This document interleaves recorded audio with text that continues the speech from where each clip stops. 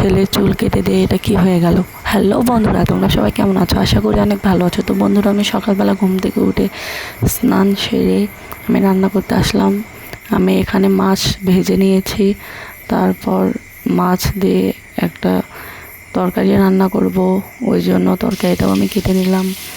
তো আমি আজকে চিকেন রান্না করেছিলাম, ওই জন্য এই যে চিকেন, এটা আমি এখন রান্না করব। তো রান্নাবাড়ি শেষ করে সবাই খেয়ে, এই যে ছেলে দেখো কি করতেছে, ছেলে মাথা নেড়ে করে দেখো কেমন লাগতেছে দেখতে। সে সব কাপড় মাজিয়ার মধ্যে নিয়ে খেলতেছে, খুব দুষ্টু, খুব দুষ্টাম করে।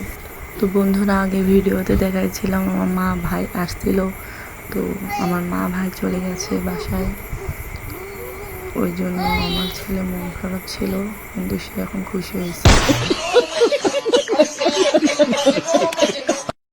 তো সব শেষে একটু আম খেয়েছিলাম।